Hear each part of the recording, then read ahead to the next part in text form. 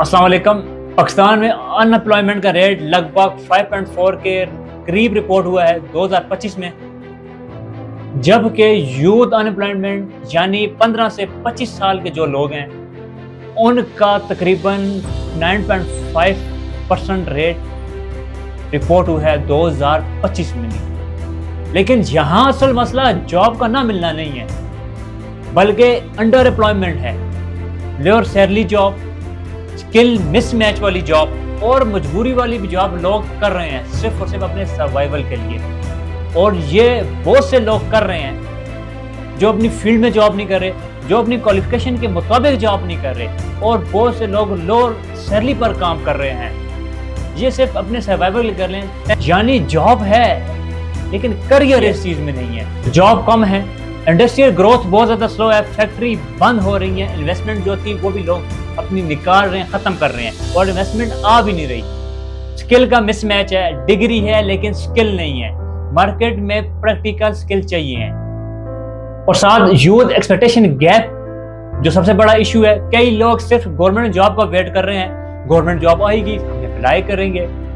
अब आप सवाल करेंगे गवर्नमेंट का कितना रोल है? गवर्नमेंट का बहुत बड़ा रोल है इस चीज में। अगर गवर्नमेंट सोचे या देखे, इस जगह पे गवर्नमेंट का 60 to 70% रोल प्ले करना बनता है, बट हमारी गवर्नमेंट नहीं करती क्योंकि पॉलिसी अनस्टेबल है, वीक इंडस्ट्रियल प्लानिंग है, करप्शन है और पॉलिटिकल अनस्टेबिलिटी इतनी है कि हर गवर्नमेंट 2 या 3 साल बाद खत्म हो जाती है। पुअर एजुकेशन रिफॉर्म्स हैं, वही पुरानी एजुकेशन जो आज से पहले हमारे दादा ने पढ़ी थी वही आप हम पढ़ रहे हैं। टैक्स का प्रेशर इतना ज्यादा बिजनेस पर आ रहा है जो बिजनेस ग्रोथ ही नहीं कर सकते। अगर बिजनेस ग्रोथ नहीं करेगा तो इंडस्ट्रियल कैसे लगेंगी, कैसे लोग इन्वेस्ट करेंगे बिजनेस में? इन्वेस्टमेंट का जो ट्रस्ट है वो बहुत ज्यादा लो है क्योंकि हमारे पास कोई पॉलिसी नहीं है बिजनेस के लिए।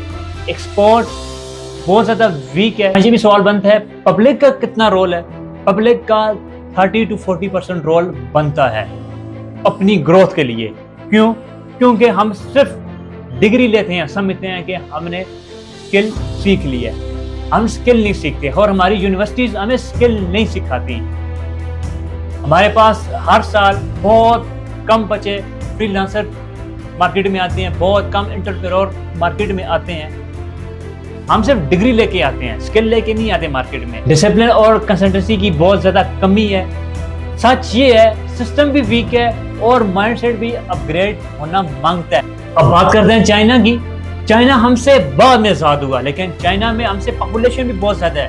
जो उनका रोड मैप था खुद की कंट्री को ग्रोथ करने का, उसमें उनकी गवर्नमेंट का भी रोल है, उनकी पब्लिक का भी है। जब पब्लिक ने गवर्नमेंट के साथ खड़ी हुई तो आज देखें दुनिया भर में चाइना की चीज एक्सपोर्ट हो रही है। इंपोर्ट तो वो बहुत कम करते होंगे, एक्सपोर्ट बहुत ज्यादा करते हैं। चाइना ने सिर्फ जॉब नहीं बनाई, पूरे का पूरा इकोनॉमी सिस्टम ही चेंज कर दिया। नया सिस्टम लाया जिसमें उन लोगों ने इंडस्ट्री लाई, फैक्ट्रीज बनाई, जिस वजह से उनका आज दुनिया भर में चाइना को मैन्युफैक्चर ऑफ हब कहा जाता है। दुनिया भर में उनकी चीज एक्सपोर्ट होती है। चाइना ने अपने कंट्री में स्किल बेस्ड एजुकेशन सिस्टम लाया जहां पे बच्चों को टेक्निकल इंस्टीट्यूट और प्रैक्टिकल ट्रेनिंग सेंटर बनाए गए, जिस वजह से उनके कंट्रीज में आज ज्यादा लोग बिजनेस करते हैं जॉब से ज्यादा। स्ट्रॉन्ग इंफ्रास्ट्रक्चर बनाया, रोड, पोर्ट्स, इलेक्ट्रिसिटी, लॉजिस्टिक्स सब कुछ स्ट्रॉन्ग बनाए क्योंकि उनका मिशन था कि हमने अपने मुल्क को ग्रोथ करना है। और चाइना का मिशन था एक्सपोर्ट फोकस इकोनॉमी, एक्सपोर्ट करना है, इंपोर्ट नहीं करना, और वो चीज को फॉलो कर, जिस वजह से आज दुनिया भर में चाइना बिजनेस का किंग बन चुका है क्योंकि उनके वहाँ पॉलिसीज हैं, पॉलिटिकल स्टेबिलिटी है और सबसे मेन चीज लॉन्ग टर्म प्लानिंग है। हमारे यहाँ 5 साल की प्लानिंग की जाती है, चाइना वाले 25 साल की प्लानिंग करते हैं, 25 साल का रोड मैप अपनी पब्लिक को दिखाते हैं। इसी वजह से वहाँ पे इन्फ्लुएंस कंट्रोल हो रही है और अनएम्प्लॉयमेंट रेट वहाँ बहुत ज्यादा कम है क्योंकि उनके पास प्लान है उस रोड मैप पे चलने। मॉडल अप्लाई करे तो पाकिस्तान की इंडस्ट्री फिर से जिंदा हो जाएगी, फैक्ट्रीज लग जाएगी, मैन्युफैक्चर बन जाएगा पाकिस्तान। बहुत बड़ी बड़ी फैक्ट्री जो बंद हो चुकी हैं जैसे स्टील मिल, और बहुत सी फैक्ट्रीज ये फिर से रीओपन हो जाएंगी, यहाँ पे लोग जॉब्स करने आएंगे। और IT फ्रीलांसिंग पुश करना पड़ेगा हमें, यूथ को ग्लोबली इनकम सोर्स बताने पड़ेंगे, उनको वो वहां तक अपग्रेड करके लेके जाना पड़ेगा।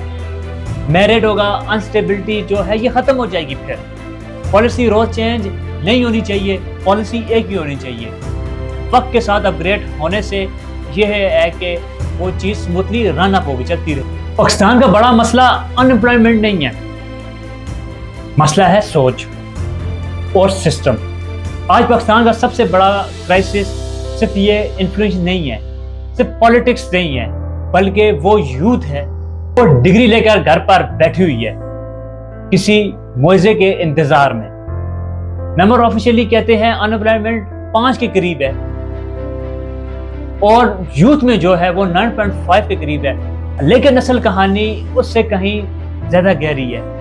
बहुत से लोग जॉब कर रहे हैं मजबूरी के तहत, यानी प्रॉब्लम सिर्फ जॉब ना होना नहीं है, प्रॉब्लम है सर्वाइवल विदाउट ग्रोथ। चाइना ने भी गरीबी देखी थी, लेकिन उन्होंने कंप्लेन नहीं की, सिस्टम बनाया, फैक्ट्रीज बनाई, स्किल्स बनाई, एक्सपोर्ट बनाया, डिसिप्लिन बनाया, और आज पूरी दुनिया उससे चीज खरीद रही है।